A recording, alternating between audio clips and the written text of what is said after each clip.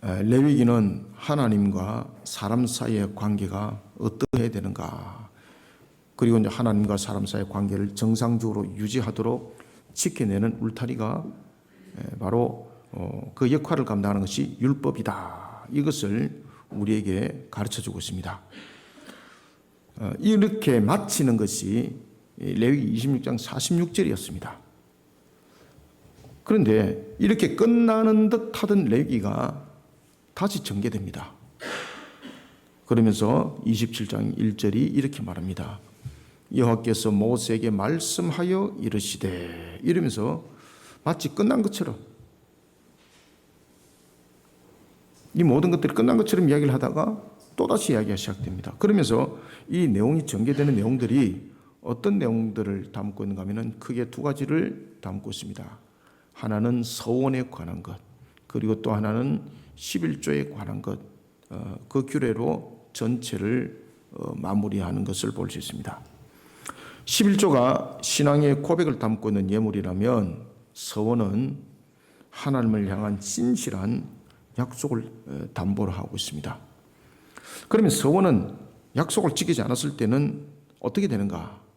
신명기 23장 21절에 여기에 대해서 아주 간단 명료하게 이야기합니다. 바로 죄가 됩니다.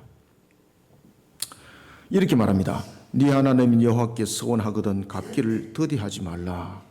네 하나님 여호와께서 반드시 그것을 네게 요구하시리니 더디면 그것이 네게 죄가 될 것이라. 아멘. 우리에게는 신앙의 규범은 매우 중요합니다. 신앙의 규범은 반드시 지켜야 될 내용들입니다. 특히 서원은 강제적인 것이 아닙니다. 자원하는 것입니다. 그런데 이 자원하는 것에 대해서 하나님 앞에 자원을 하는 것은 우리가 반드시 기억해야 될 것은 농담 삼아 한다든지, 하나님 앞에 자원하는 것을 어떤 가식적인 것대로 갖고 있다든지, 허풍을 떠는 모습을 갖고 있다든지, 그러면은 그 서원 자체가 위장이지 않습니까? 하나님으로부터 절대 용서받지 못합니다. 하나님은 장난의 대상이 아닙니다. 하나님은 여러분들이 저울질할 대상이 아닙니다. 하나님은 우리의 겉과 속을 만드신 분입니다. 이미 모든 것을 이미 감찰하고 계시고 다 알고 계십니다. 그러면은 우리의 겉과 속을 만드신 하나님께서는 우리의 인격적인 고백이 담겨 있는 뿐만 아니라 그 행위까지 담보를 하고 있는 서원에 대해서 어떻게 반응을 할까요? 우리가 오늘 서원에 대해서 세 가지를 보겠습니다. 먼저 1절, 2절을 함께 읽어주시기 바랍니다. 시작. 여호와께서 모세에게 말씀하여 이르시되 이스라엘 자손에게 말하여 이르라. 만일 어떤 사람이 사람의 값을 여호와께 드리기로 분명히 서원하였으면 너는 그 값을 정할지니. 아멘. 지금 값이란 단어가 딱 이미 등장했거든요. 이 속에는 이 값이 무엇을 말하는가를 여러분이 잘 주목하셔야 됩니다. 이것을 가지고 뭐 가격이라고 따진다든지, 이것을 가지고 대가라고 따진다든지, 그러면 그 사람은 이미 신앙 끝난 겁니다. 왜 하나님께서 값으로 묻는가라는 것입니다. 왜 값으로 묻는가? 이 값을 통해서 무엇을 말하고 있는가? 정신 바짝 차리시길 바랍니다. 그리고 또한 하나님께서 이 값을 통해서 어떤 말씀을 하시는가 하면은 그 값을 정하라 그랬습니다. 그 값을 정하라.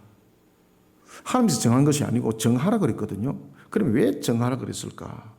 그럼 하나님께서는 이 값과 이 값을 통해서, 정함을 통해서 하나님께서는 무엇을 하고자 할까?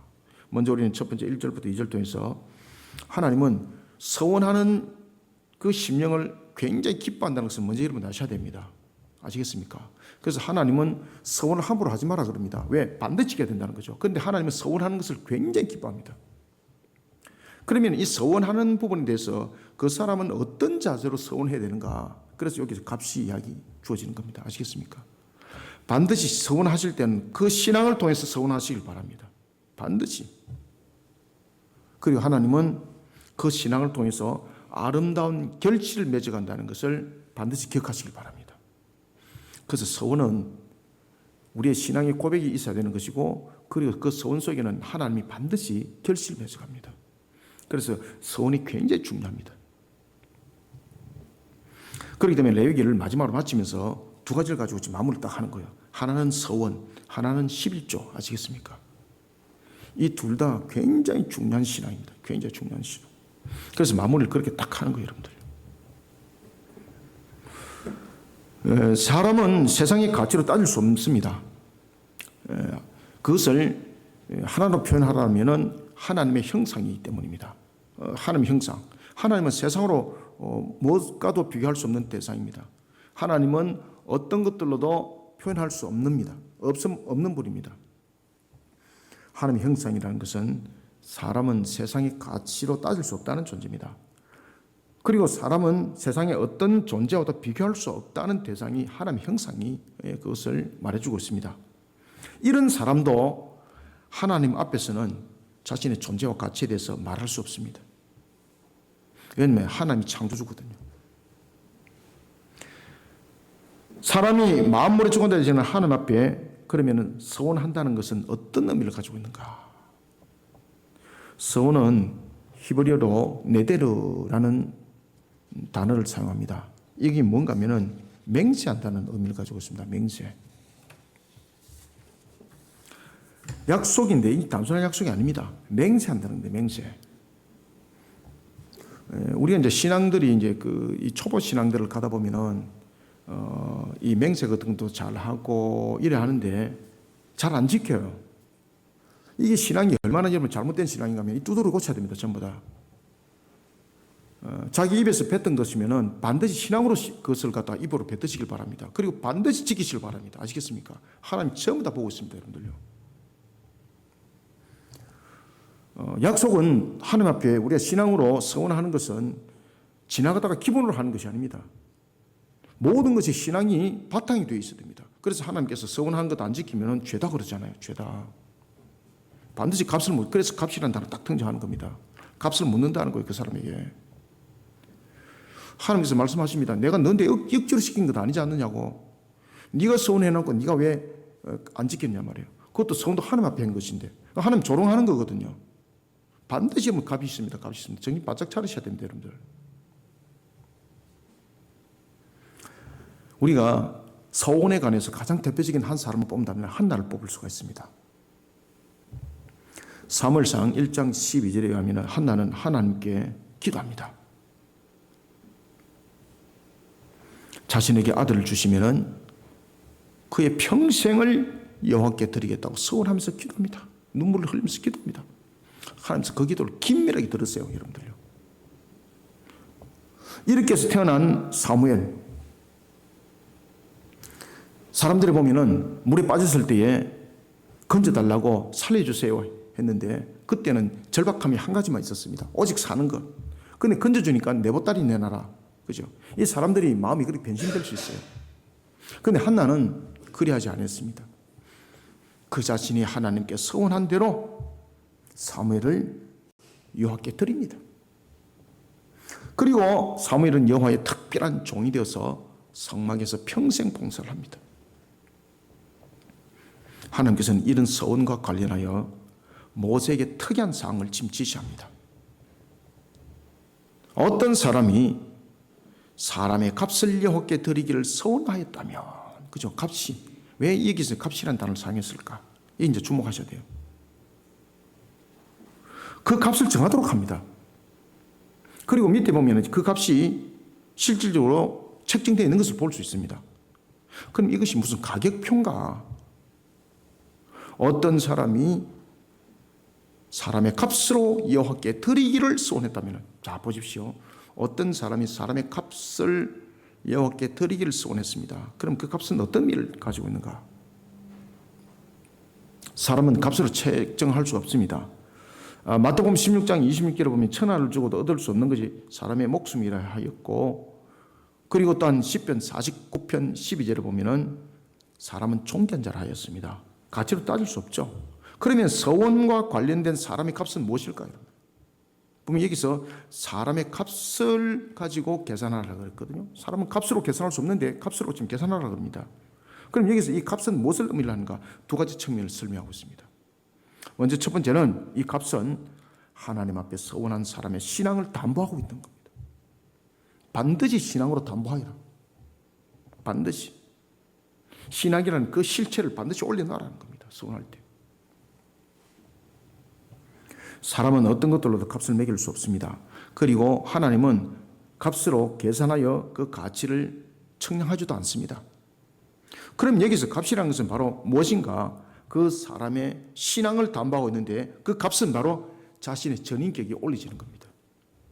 그 신앙 후에 자신의 전인격을 담보하라 이 말입니다. 담보하라. 그렇기 때문에 그 서원한 것을 지키지 않으면 죄가 된다는 겁니다. 아시겠습니까? 가교로 말한다면 그것은 죄로 성립이 되지 않습니다. 그죠? 가격을 서로 간에 책정했으면 주고 안 주고 상거래 상태 속에서 일어나는 그런 유형의 거래적 조건입니다. 이게. 여기 내용은 거래적 조건이 아닙니다, 여러분들. 여기서 값을 올려놔라는 것은 뭔가 하면 그 모든 부분에서 우리가 하나님 앞에 값으로 책정되어진 것은 무엇인가? 우리의 전인격입니다. 그것을 올려놔라는 겁니다. 서운할 때는 아시겠습니까? 반드시 올려놔라. 그 다음에 두 번째 값은 무엇인가? 하나님 앞에 서운한 사람의 형편을 담보를 하고 있습니다. 왜 값으로 정했는가? 이 담보 속에는 무엇인가 하면 그 사람의 형편 속에는 그 사람의 모든 환경적 요소가 그 속에 다 포함되어 있습니다. 하나님이 다 아신다는 거죠. 하나님 다 아신다는 거죠. 값을 정한다는 것은 서원한 그 사람의 형편에 맞춰라는 의미를 담고 있습니다. 그 사람이 서원한 것을 이루도록 배려하는 것이 그 값 속에서 분명히 묻어져 있습니다. 자, 먼저 1절, 2절, 2절 읽습니다. 다시 읽습니다. 시작. 여호와께서 모세에게 말씀하여 이르시되 이스라엘 자손에게 말하여 이르라. 만일 어떤 사람이 사람의 값을 여호와께 드리기로 분명히 서원하였으면 너는 그 값을 정할지니. 아멘. 하나님은 자신을 하나님께 드리기로 서원한 자의 인격적 고백이 담긴 심령을 기뻐합니다. 그러니까 인격적 심령의 고백을 서원의 신앙으로 담아라는 겁니다. 그리고 그것을 반드시 지키라는 겁니다. 서원에 대해서 그 값을 정하도록 한 것은 사람에 따라 그 값이 변경될 수도 있다는 것을 말하고 있습니다. 이유는 그 사람의 서원한 것이 이루어지도록 하기 위해서입니다. 자신을 하나님의 나라 건설을 하는 일에 드리는 자가 되어야 합니다. 하나님이 이런 서원한 신앙을 기뻐합니다. 자신을 이방인의 사도로 드리기로 했던 사도 바울 하나님으로부터 쓰임받잖아요. 그래서 여러분들 하나님 앞에 서원했던 그 내용들 신앙으로 담보가 되어서 전인격이 올려진 것 반드시 하나님이 사용합니다. 그리고 그 가운데는 반드시 열매가 있습니다. 모든 것이 열매로 결론 맞습니다. 그 서원하는 신앙은 굉장히 중요합니다. 서원하는 신앙과 그리고 서원하는 것을 온전한 신앙으로 지켜내지 못한 부분들에 대해서는 또 갈라집니다. 서원하는 신앙은 너무나도 중요합니다. 하나님이 굉장히 기뻐합니다. 그런데 문제는 뭔가 하면 그 신앙이 담보되지 못하면 나중에 문제가 생깁니다. 그래서 하나님께서 값이라고 딱 이야기를 하는 겁니다. 값은 뭔가 하면은 그 지불이 되지 않으면은 그에 대해서 묻겠다는 뜻이거든요. 그 값을. 이해되고 있습니까? 그래서 이 값이 등장하는 겁니다. 값으로 매기라. 하나님이 서원하는 것을 굉장히 기뻐는 하는데 문제는 뭔가 하면은 이방인과 같은 그러한 입에 그냥 침 발린 식의 서원함 또는 기분에 따라서 하는 서원함 반드시 값이 있다는 겁니다. 그래서 값으로 묻는다는 겁니다. 하나님께서. 사도 바울 자신이 이방인의 사도로 쓰임받기를 소원했던 사도 바울 그 값 위에 올리십니다. 그리고 그는요 순간 그 순간까지 이 내용을 지켜 준행합니다. 하나님이 사용하지 않습니까? 그러면서 그렇게 사용했던 사도 바울 13권의 성경의 기록 속에 우리에게 전해주고 있습니다. 이런 바울은 주님이 오시는 그날까지 영원히 기억되는 자리에 올리시게 되었던 것입니다. 그리고 그 영광을 얻게 된 것이 바로 사도 바울입니다. 우리는 이것을 기억하고 잊지 말아야 합니다. 그 다음에 두 번째는 하나님을 향한 신앙, 서원함에 대해서 우리는 어떤 내용들을 우리는 신앙 속에 우리의 모습들을 올려놓아야 되는가. 3절을 읽습니다. 시작. 네가 정한 값은 20살로부터 60살까지는 남자면 성소의 세겔로 은 50세겔로 하고. 아멘. 여기서 보면은 왜 이제 성소에서 이제 일할 수 있는 사람들에 대해서 50에 대해서 이야기, 제사장들에 대해서 레위인들에 대해서 이제 그 이야기를 하지 않습니까? 그죠? 레위인들에 관한 부분들. 여기서 지금 60이라는 것이 등장했어요, 여러분들요. 근데 60이라는 것을 등장한 것이 뿐만 아니라 나중에 뒤에 가면요. 나면서부터예요, 나면서부터. 우리는 두 번째 3절부터 7절을 통해서 하나님께 헌신하기로 서원한 자는 자신에게 주어진 환경과 형편에 대해 최선을 다하는 모습을 가져야 하고 이것이 하나님께 드려지는 귀한 신앙의 예물이 된다는 것을 반드시 기억하시길 바랍니다. 하나님께 헌신하기로 서원한 자는요, 자신에게 주어진 환경과 형편에 대해서 최선을 다하셔야 됩니다. 그리고 그 모습이 가지실 때에 하나님 그것을 신앙의 예물로 딱 받습니다, 여러분들. 예물로 받으시는 하나님 반드시 응답합니다.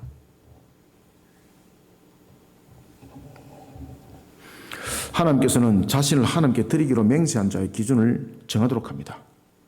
이때 기준은 세상의 가치관이 아니라 성소의 세겔이라는 것을 먼저 딱 기억하시길 바랍니다. 여기 지금 값을 측정했거든요. 값을 측정할 때에 지금 무슨 이야기를 하는가 하면 3절을 보십시오. 3절을 보면은 성소의 세겔로 하라는 거예요. 성소의 세겔. 이것이 굉장히 중요한 포인트입니다.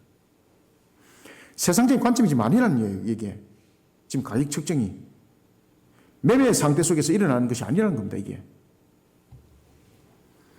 하나님께서는 자신을 하나님께 드리기로 맹세한 자의 기준을 정하도록 합니다.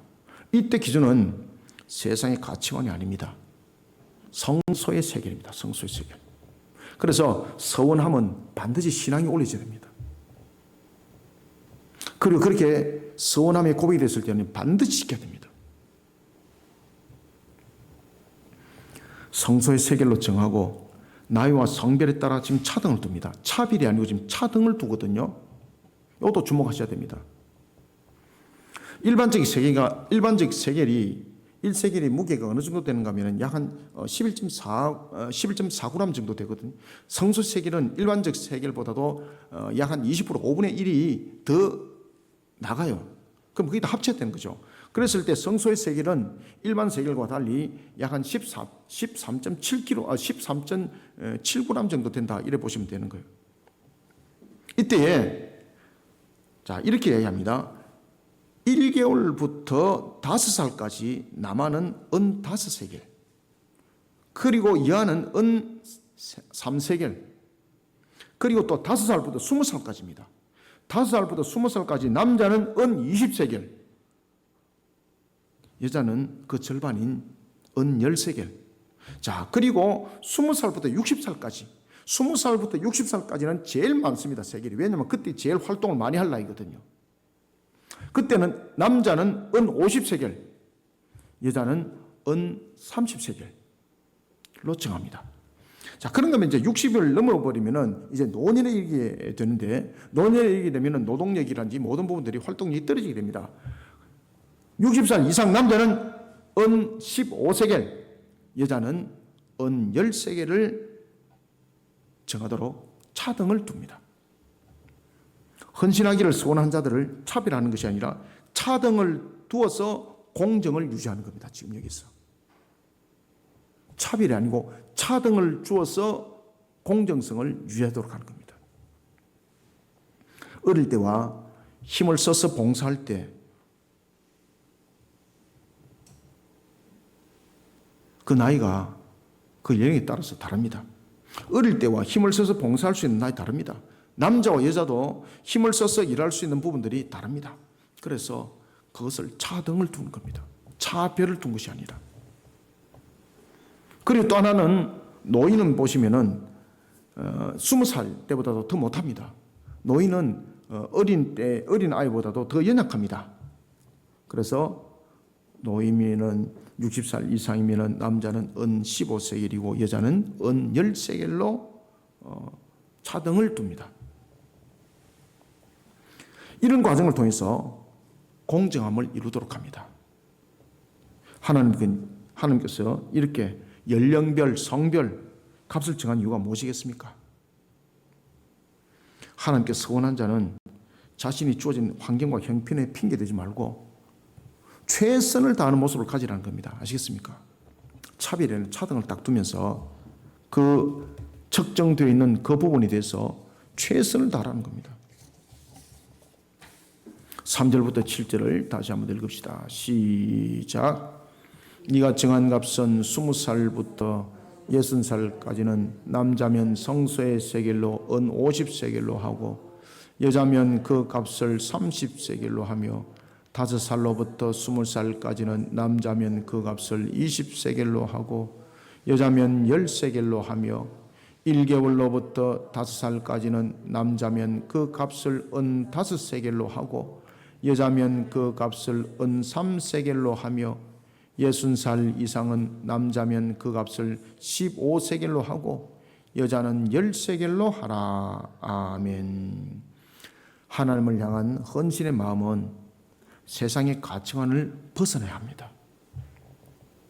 세상의 가치관보다 앞서야 됩니다. 그래서 성소의 세겔이 세상의 세겔보다도 5분의 1이 더해지는 겁니다. 마찬가지입니다. 성소의 규벳은 일반적 규벳보다도 이 손바닥 땀 한 땀만큼 길이가 더 측정되어집니다. 세상의 가치관이 아니라는 겁니다. 그래서 우리가 서원할 때는 세상적인 생각 속에서, 세상적인 판단 속에서, 그런 세상적인 어떤 감성적인 속에서 서원하지 말라는 겁니다. 왜냐하면 서원은 신앙의 고백이거든요. 그거 되면 하고 안 되면 안 된다는 것이 아니거든요. 그래서 하나님은 헌신하는 서원을 굉장히 기뻐해요.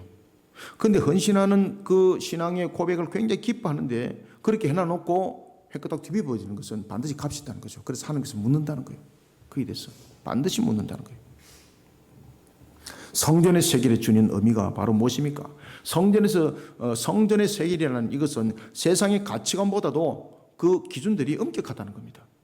세상의 가치관보다도 앞서야 된다는 겁니다. 그러니까 세상의 생각으로서 서원하지 말라는 거예요. 하다가 형편에 따라서 안 할 수도 있지, 이게 아닙니다, 여러분들요.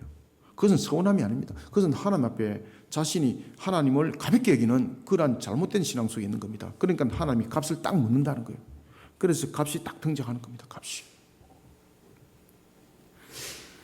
하나님 앞에 서원한 것은요, 지금 나이 따라서 성별 따라서 차등을 뒀지 않습니까? 차별이 아니라 차등을 뒀거든요. 왜 차등을 뒀을까요?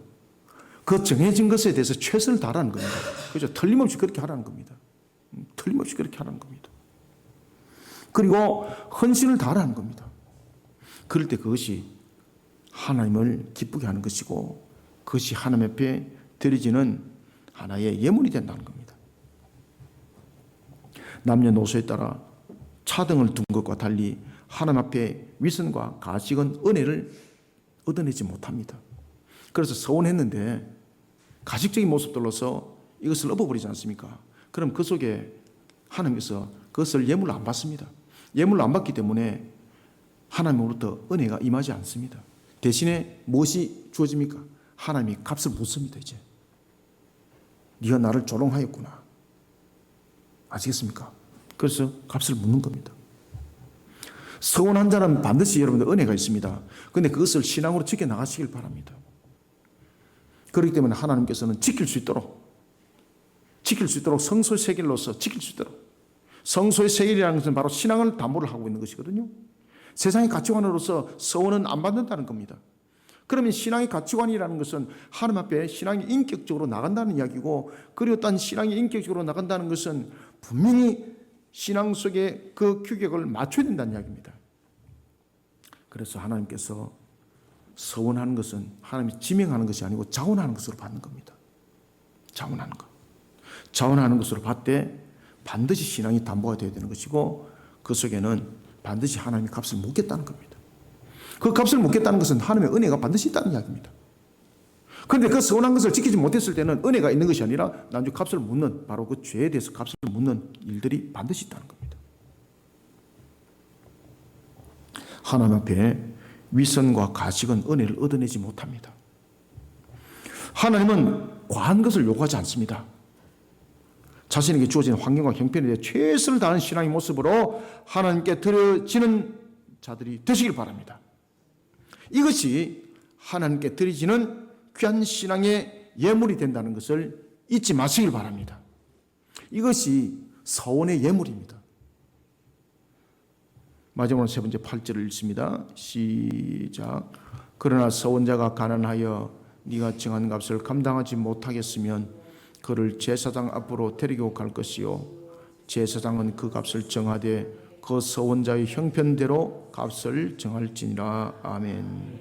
세 번째는 서원하는 그 마음이 하나님을 향한 순종과 헌신으로 이어지도록 배려를 아끼지 않는 신앙의 반응이 또한 있어야 됩니다. 하나님께 서원하는 자는 가진 것이 있어서가 아닙니다. 그래서 하나님께서 서원할 때는요, 그 사람의 능력을 가지고 서원하는 게 원하지 않습니다. 그 사람이 재산 재력이 있기 때문에 내가 어떻게 하겠다, 그런 서원을 하나님 요구하지 않습니다. 그래서 서원하는 것 보면은 난지 1개월에서부터 5살, 5살에부터 20살, 20살에서부터 60살, 60살 이상 그 이야기 딱 하잖아요, 여러분들요. 그리고 또한 남자, 여자에 대해서 차등을 둡니다. 구별이 아니고. 그리고 난 뒤에 무엇을 이야기를 하고 있는가 하면 가난한 자에 대해서 이야기를 딱 하고 있습니다. 이건 무슨 이야기인가 하면 서원하는 것은 자신이 가졌기 때문에 하는 것이 아닙니다. 서원하는 것은 자신이 능력을 가졌기 때문에 하는 것이 아닙니다. 서원은 신앙이거든요. 신앙. 하나님께 서원하는 자는 가진 것이 있어서가 아닙니다. 서원하는 자들 가운데는 가난한 사람도 있습니다. 그러면 이 가난한 사람들 어떻게 할 것인가라는 것입니다. 가난한 사람들. 가난한 사람은요, 노인보다도 어린이보다도 더 연약한 자입니다. 그래서 하나님께서 서원을 할 때에 이 가난한 사람에게는 서원에 대해서 값을 말하지 않습니다. 제사장이 그 값을 정해라, 딱 그 이야기를 하는 거예요. 가난함은 누구도 해결할 수 없습니다. 하나님만이 해결할 수가 있습니다. 그런데 문제는 가난하기 때문에 나는 아무것도 할 수 없어요 라고 핑계대지 말라는 뜻입니다. 이게 나는 가진 것이 있기 때문에 주의 일을 할 수가 없어요. 가진 것이 있어야 주의 일을 할 거잖아요. 그런 핑계대지 말라는 거예요, 여러분들요. 나는 능력이 없기 때문에 주의 일을 할 수 없어요. 그런 핑계대지 말라는 겁니다. 나는 능력이기 때문에 주의 일을 할 수 없어요. 그런 핑계 대지 말라는 겁니다. 아시겠습니까? 그래서 가난한 자는 제사장이 값을 측정해 주라. 여러분들, 가난한 사람은 노인보다도 어린이보다도 더 연약합니다. 이사야서 58장 7절과 8절은 이렇게 말합니다. 또 줄인 자에게 네 양식을 나누어 주며 유리하는 빈민을 집에 들이며 헐벗은 자를 보면 입히며 또 네 골육을 피하여 스스로 숨지 아니하는 것이 아니겠느냐. 그리하면은 네 빛이 새벽같이 비칠 것이며 네 치유가 급속할 것이며 네 공의가 네 앞에 행하고 여호와의 영광이 네 뒤에 호위하리라. 아멘. 그러니까 가난한 자는 피하지 말라는 겁니다. 가난한 자를 굽이 살펴주고 그들을 바르게 또한 이끌어갈 때 우리에게 여호와께서 우리 뒤에 영광을 비치겠다는 겁니다. 영광을 호위하겠다는 겁니다. 아시겠습니까? 그래서 구제와 섬김이 굉장히 중요합니다, 여러분들요. 그만큼 가난한 사람은 약자라는 겁니다. 약자. 그래서 우리가 보면은 우리가 이제 구제 11조 우리가 이야기하지 않습니까? 특히 안식년과 희년에도 보시면 여러분 잘 아시는 것처럼, 그리고 또한 밭을 수확을 거둘 때도 마찬가지인 것처럼 그 모든 부분들은 가난한 자, 헐벗은 자를 향해서 남겨두라는 것이거든요. 그러니 수확을 거두다가 밭에서 곡식이 땅에 떨어지면 줍지 마라 그러잖아요. 누구의 것이다? 가난한 자들의 몫으로 하나님께서 그것을 끌어당겨서 땅에 내려놨다는 것이죠. 그래서 밭에 수확을 거둘 때 모퉁이를 베지 마라 그랬습니다. 왜? 이 모퉁이는 누구의 것이다? 가난한 자들의 몫으로 하나님이 남겨뒀다는 거예요. 7년의 안식년도 마찬가지입니다. 70년의 희년도 마찬가지입니다. 하나님께서 그 밭을 기경을 하지 마라. 그 밭에서 나는 것은 가난한 자들을 위해서 내가 남겨둔 것이다. 객들이 지나갈 때 배고픈 자를 위해서 남겨둔 것이다. 심지어 짐승들을 위해서 남겨둔 것이라 말씀을 하고 있지 않습니까? 그렇죠? 그래서 가난은 우리가 함께 보살펴야 될 대상입니다. 에이, 저 사람은 나하고 상관없죠? 아닙니다. 상관이 있습니다. 그래서 이사야서 58장 7절과 8절에 그 이야기를 하는 겁니다. 가난한 자들을 돌봤을 때에 하나님의 영광이 네 뒤에 호위할 것이다. 그러면은 가난을 핑계로 선언도 안 하고 그냥 가난을 핑계로 그냥 나다빠지면 되는가? 아니라는 겁니다. 서운하는 부분에 대해서는 다시 말하면 하나님을 향해서 죄를 감당하는 데 있어서는 형편과 환경이 이유가 못 된다는 겁니다. 하나님께서는 서운한 사람이 가난하여 정한 값을 감당하지 못하겠으면 제사장은 그 사람이 형편대로 값을 정하라. 자, 8절 다시 읽읍시다. 시작. 그러나 서원자가 가난하여 네가 정한 값을 감당하지 못하겠으면 그를 제사장 앞으로 데리고 갈 것이요 제사장은 그 값을 정하여 그 서원자의 못대로 형편대로 값을 정할지니라. 아멘. 죄를 감당하는 데서는 어떤 것도 핑계가 이유가 되지 않습니다. 심지어 내가 병중에 있습니다. 핑계되지 않습니다. 어떤 환경과 어떤 형편 속에서도 죄를 감당하는 데 있어서는 이유와 핑계가 되지 못합니다. 형편에 따라서 하면 된다는 거죠. 형편대로. 그럼 이 형편대로는 어떤 의미를 가지고 있는가? 우리가 이 형편대로를 갖다 우리 세상적으로 우리가 딱 해석해버리면요, 대체로 딱 등장하는 단어가 뭔가 하면 융통성입니다. 융통성. 근데 여기서 융통성을 말하고 있지 않습니다. 가난함에도 불구하고 하나님께 헌신하고자 하는 그 마음이 하나님을 향한 순종과 헌신으로 이어지도록 하라 이 말입니다. 형편대로라는 것은 융통성이 아닙니다. 이것은 하나님을 향한 서원은 가진 것과 형편을 돌아보면서 행하는 것이 아닙니다.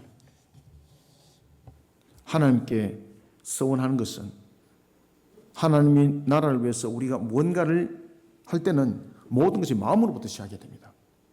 그 시작은 마음으로부터 일어나는 겁니다. 물질로부터 일어나는 것 아닙니다. 능력으로부터 일어나는 것 아닙니다. 아시겠습니까? 그래서 모든 것은 서원하면 마음으로부터 일어나는 것입니다. 마음으로부터 일어나는 것이 여러분 가난과 관계 있나요? 형편과 관계 있나요? 아닙니다. 그래서 서원, 다시 말하면 하나님의 나라 일, 모든 것들은요 형편으로부터 시작하면 안 됩니다. 그래서 형편을 돌아보면 안 됩니다. 내 능력을 돌아보면 안 됩니다. 뭐로부터 시작돼야 됩니까? 자신의 마음의 신앙의 고백으로부터 일어나시길 바랍니다. 여기서부터 시작해야 됩니다. 그러면 하나님이 감당할 길 다 이루어줍니다. 그래서 제사장 앞으로 데리고 오라 그러잖아요. 그죠? 그 제사장이 값을 정해라는 겁니다.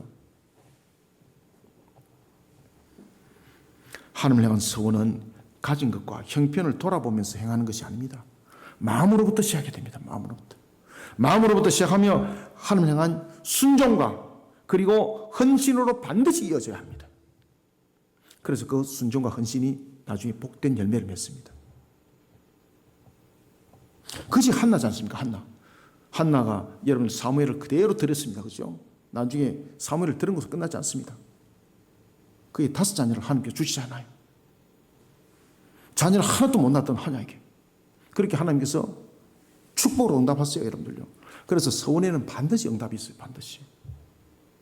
그래서 서원에는 값이라는 것이 딱 등장해요. 여러분들요. 그것은 대가가 아니에요. 마음으로부터 시작하는 거. 마음으로부터 시작했으면 그 신앙의 전인격을 올려놓고 그리고 하나님은 그것을 이미 다 읽고 있다는 것이죠. 그리고 능력으로 하는 것이 아니고 형편으로 하는 것이 아니고 순종과 헌신으로 하는 것이 순종과 헌신으로. 딱 요 세 가지. 마음으로부터 순종, 헌신. 근데 우리는 자꾸 시간 따지고 형편 따지고 물질 따지고 핑계대는 거예요. 참 다 하나님 앞에 핑계입니다. 핑계 없는 무덤 없다 그러잖아. 그죠? 핑계 없는 무덤이 없다. 근데 하나님 그 핑계 다 적정당합니다. 여러분 하나님께서 받으시는 기쁨의 예물은 그 신앙의 고백이 그대로 행위로 나타나는 겁니다. 그것이 예물이 되는 겁니다. 하나님께 올려드리는 예물이 됐을 때 하나님 그것을 얼마나 기뻐하는지 모릅니다. 반드시 그 속에 응답이 있습니다. 한나가 응답받았잖아요, 여러분들요. 한나가 서원했을 때에 하나님 내가 사무엘을 드리고 나면 사무엘 이후에 자녀를 좀 몇 명 더 주세요. 이런 기도 그는 하지는 않았거든요. 하나님께서 그에게 무엇이 필요한지 알고 있지 않습니까? 그러니까 하나님께서 그 갑절을 5배로 준 거예요.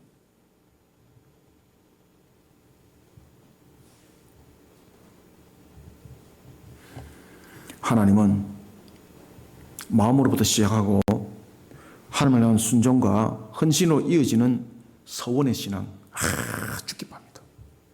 그 예물에 대해서 하나님 100% 응답합니다. 신속히 응답합니다. 여러분 아시겠습니까? 그래서 서원하면서 가는 신앙들이 때로는 힘들기도 하고 때로는 어려운 것처럼 느껴지기도 하지만은요, 그 속에 하나님의 기쁘심이 있고 그 속에 우리에게 은혜가 있어요, 여러분들요. 이런 부분들이 공동체 속에서 활성화되도록 공동체는 그런 하나님을 향한 신앙이 더욱더 일어날 수 있도록 관심을 두고 그리고 또한 배려를 아끼지 않는 신앙으로 반응할 필요가 있습니다.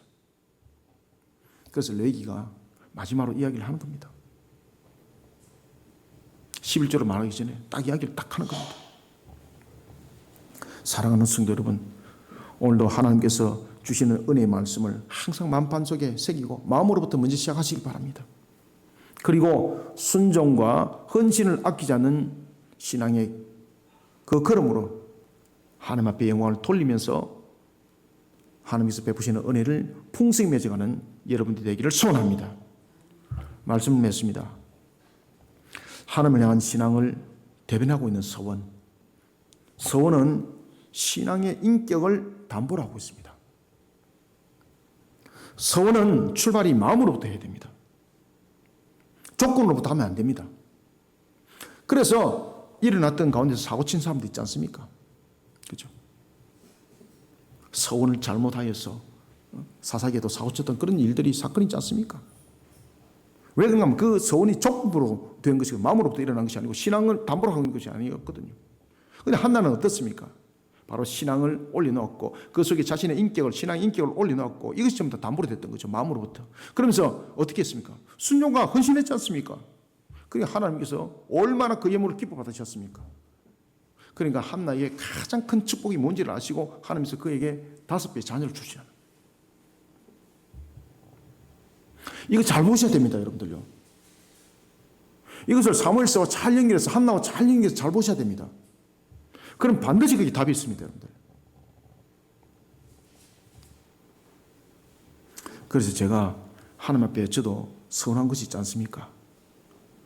그러니까 제가 죽도록 충성하는 거예요, 제가. 세상적인 것들 하면 그냥 딱 덮어버리고 그냥 막 다른 데로 보따리 싸고 가면 좋겠는데 하나님 앞에 제가 서운하면서 고백한 것이 있거든요. 나중에는 결말은 항상 성자는 그 속에서 나타납니다. 반드시 그렇게 반응하시길 바랍니다. 그래서 서운은 마음으로부터 시작해야 됩니다. 환경과 물질로부터 시작하면 안 됩니다. 이건 서운하는 것이 아닙니다. 이거는 뭔가 하면요, 하나님 앞에 조건 거는 우상 숭배자입니다. 서운은 순수하게 내 마음의 고백으로부터 일어나야 됩니다. 이 신앙이 담보죠. 신앙이 담보. 이것이 자신의 신앙의 인격입니다. 인격. 그리고 반드시 순종과 그리고 헌신을 하시길 바랍니다. 자신의 능력으로 순종하는 것도 아닙니다. 자신의 능력으로 헌신하는 것도 아닙니다. 순종과 헌신은 무엇입니까? 헌신이라는 것은 시간적 부분에 대해서도 그 속에 서원하는 것을 이루어가는 것을 우리가 헌신이라고 말하는 것입니다. 다른 것을 걸러내라는 이야기입니다. 다른 것을 걸러내고 그 서원한 것을 하는 것을 헌신이라고 말하는 거예요. 아시겠습니까? 그러면 하나님이 저처럼 24시간을 48시간 되게 만들어 주시고 24시간을 240시간 되게 만들어 주세요. 저처럼. 제가 다양한 일들을 얼마나 많이 합니까? 제가 어떤 일들을 얼만큼 하느냐를 여러분들 옆에서 보시면 여러분 아마 기절할 거예요. 저도 하나님 앞에 서운하면서 기도하면서 야, 이것이 과연 이것이 이루어질까? 그런데 헌신하면서 순종을 하면서 나가니까요, 하나님께서 이게 시간을 마치 24시간을 마치 204시간처럼 늘려주시더라고요. 그걸 늘려주는 방법이 하나님께서 어떻게 할까? 시간을 늘리는 방법은 하나님 계산 속에서 나오는 거예요. 우리는 그 시간을 못 늘리죠. 그런데 하나님은 시간을 늘릴 수 있는 하나님 방법이 있어요. 무엇이겠습니까? 그 속에 능력과 재능을 줘요. 그러면은 48시간 고민해야 될 것 3분만 딱 고민하면 답 나오게 만들어줘요. 하나님께서. 이것이 그 속에 나타나는 겁니다. 그래서 하나님을 신앙을 대변하고 있는 서원은 신앙의 인격을 담보로 하고 있다는 것을 반드시 여러분이 기억하시고, 그리고 핑계대지 마시길 바랍니다. 서원은 그 출발을 반드시 마음으로부터 하십시오. 그리고 순종과 헌신으로 반드시 연결시키십시오. 시간이 안 됩니다. 그 왜 시간이 안 될까? 서원 해놔놓고 그 시간에 다른 것 하니까 안 되는 거예요. 그런데 하나님께서 주신 이 말씀대로 자신이 서원한 것을 그 속에 딱 담겨놓으면요, 하나님이 이 시간을 굉장히 귀하게 쓸 뿐만 아니라 그 사람의 남은 시간을 보배롭게 더욱더 확장시켜 나가요. 그래서 24시간이 저처럼 240시간이 되는 거예요, 하루가. 저도 처음에는 어떤 일들을 할 때에 야, 이게 가능하겠는가? 내 하루의 삶들 속에 들어왔을 때 이게 되겠는가? 안 되겠는 거예요, 이게. 내 생각으로 하니까 이 도대체 이게 해결할 수가 없는 거예요. 그런데 기가 막힌 것은 하나님이 전부 다 해결을 하면서 그것을 일과 속에서 다 하도록 만드는 거예요. 지금 제가 여러분들 매일매일 제가 지금 큐티도 지금 올려드리고 있죠, 그죠? 그 여러분들 그냥 단순하게 쓰는 것도 아닙니다. 여러분들 그 쓰려고 하면 오십시오. 여러분들이 그 쓰려고 하면 한 편 가지고 여러분 한 달 쓰셔야 돼요, 그거를. 근데 저는 그 한 편을 처음에도 시간이 많이 걸렸는데 하나님께서 아주 일목요연하게 간단하게 정리하여서 그것을 올리도록 만들어주세요. 어떨 때는 금요 기도에 마치고 새벽에 집에서 만들기도 합니다. 그러다 보면 금요 기도에 마치고 집에 가면 잘 때에 토요일 같은 경우는 한 2시 반에서 새벽 3시 자기도 합니다. 그러고 난 뒤에 6시 안 돼서 한 5시 반에서 일어납니다. 일반 사람 같으면 그 시간에 일어나면 2시간 반 자면 죽습니다, 여러분들요. 근데 놀라운 것은요, 마치 새 힘을 얻듯이 누구보다도 제가 활력 있게 움직이잖아요.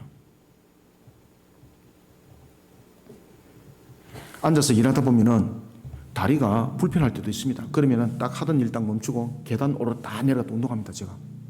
아시겠습니까? 혼자서 복도에 계단 뛰어 올라가기도 하고, 어저께도 혼자서 계단 3번, 4번씩 이제 뛰어 올라가고, 그러면서 또 마음속으로 또 기도합니다, 제가. 그 놀라운 것은 그 계단을 뛰어 오르면서 하나님께서 다음에 그 내용들을 어떻게 풀어갈지를 답을 주세요. 와, 기가 막힌 것입니다. 앉아서 3시간, 4시간 고민해도 다 풀리지 않는 거 계단 한번 뛰어 오르니까 그 속에 하나님께서 단 1분 만에 그 해결점을 다 주시더라는 거죠. 여러분들, 이 소망의 한 걸음, 이 책을 만드는데 우리 김정희 성도가 이제 그림을 그렸는데 이 책이 나왔습니다. 이 책 만드는데 여러분 얼마 걸렸을까요? 제가 5월 5일 하루 만에 이 책 다 만들었습니다. 5월 5일. 우리 사모님 정인이니? 5월 5일. 하루 만에 제가 이거 원고 다 쓰고 완성 다 했습니다, 이거. 아시겠습니까? 하나님 앞에 서운하고 순종하고 그리고 헌신할 때 하나님께서 그것을 일주일이 아니라 7개월이 아니라 7분 만에 해결하는 것도 하나님의 능력 속에 있는 거예요, 여러분들. 하나님을 향한 서원은 자신의 소유물이 있거나 자신에게 그럴만한 재능이 있기 때문에 드리는 것으로 착각하지 않아야 합니다. 누구든지 어떤 형편이든지 서원할 수 있습니다. 그래서 서원을 하는 신앙들이 되시길 바랍니다. 그리고 서원을 하면서 잘 지켜나가는 신앙들이 되시길 바랍니다. 그 속에 결실이 있어요, 여러분들요. 저처럼 결실이 있는 거예요. 여러분들이 지금 점검물들 다 보잖아요, 여러분들요. 우리의 겉과 속을 만드신 하나님은 서원한 그 심령을 아주 기뻐 받으십니다. 기뻐 받으실 뿐만 아니라 이를 통해서 아름다운 결실을 반드시 맺어갑니다. 아름다운 결실 나오지 않습니까? 그렇죠? 대한민국 여러분들, 이런 지금까지 전도지가 어디 있습니까? 우리는 전도하는 방법도 달라져야 됩니다. 아시겠습니까? 나중에 제가 이제 월요일 날 수업할 때에 바티스트 성경 아카데미 속에서 이걸 어떻게 사용하는지를 제가 강의를 해드리겠습니다. 여러분들 지금까지 우리가 전도하던 방식은 바꿔야 될 부분들이 많습니다. 이단들이 어떻게 지금 그들이 포교 활동을 하고 있는지 주목하셔야 됩니다, 여러분들요. 왜 그들에게 청년들이 많은가 주목하셔야 됩니다, 여러분들요. 그냥 나눠주고 끝나는 것이 아닙니다. 왜 제가 이 책자를 만드는 거 아십니까? 전도지인데 다 이유가 있습니다. 이거 하나 읽어보세요. 얘기 안 해요. 옷을 손에 딱 쥐고 혹시 여기에 대해서 관심이 있으십니까? 그러면서 이 책자를 하나를 딱 두 고지 세 번을 펴는 것이 아니라 딱 한 군데만 딱 펴고 여기서 한 5분 집중적으로 설명해 줘야 돼요. 그리고 혹시 여기서 관심 있으시면은 제가 이것을 선물로 하나 드리고자 하는데 드릴까요? 아시겠습니까? 이 사람 이 책 받으면 절대 길거리 못 버립니다. 자기 집에 갖다 놓으면 자기가 보든지 가족 식구가 보든지 누구든지 봅니다. 물티슈 주는 전도지는 물티슈 주는 것으로서 사람들이 물티슈 필요해서 쓰면 버리면 끝입니다. 이게 못 버립니다, 이거는. 심령을 바꿔놓은 핵심이 됩니다, 이게. 그래서 제가 이것을 단가를 맞추기 위해서 10,000권을 만들었습니다. 10,000권을. 10,000권을.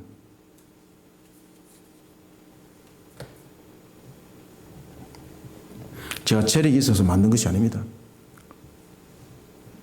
처음에는 이것을 만들 때에 여러 가지 부분에 고민도 많이 했습니다. 재정적인 문제, 어떻게 할까? 나중에 하나님께서 제게 충격적인 것을 딱 하나 보게 하시더라고요. 아, 그래 맞다. 내가 앞뒤 계산하면 안 된다. 내 형편 계산하면 안 된다. 가자. 주님 역사한다. 가자. 그래서 제가 빛에 올라있더라도 가자. 그렇게 해서 제가 지금 10,000권을 만드는 겁니다. 여러분, 하나님은 우리의 겉과 속을 만드신 분입니다. 그런 하나님은 우리의 서원을 기뻐합니다. 어떤 서원을 기뻐하는가? 우리의 심령으로부터 일어난 그 진실한 고백의 신앙의 출발로부터 일어난 그 서원을 기뻐합니다. 그리고 순종하고 헌신하는 그 모습을 하나님은 예물로 받으십니다. 그리고 하나님은 응답합니다. 가장 아름다운 것들로 응답합니다. 하나님께서 우리의 소망의 한 걸음에 대해서 저는 확신합니다. 하나님께서 열매로 반드시 응답할 걸 저는 믿고 지금 사고를 친 겁니다. 제가.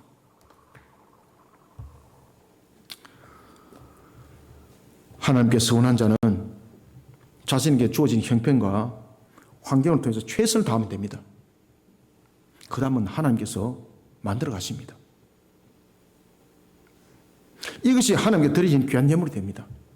사랑하는 성도 여러분, 하나님께 자신을 드리는 서원은 그 모습이 다양합니다. 어떤 사람은 섬김의 봉사로, 때로는 복음 전도로, 때로는 가르치는 사역으로, 때로는 주방을 섬기는 것으로 그 서원함이 다양합니다. 그리고 그 서원한 대로 헌신하고 순종하면 되는 겁니다. 하나님이 그것을 예물을 받으세요.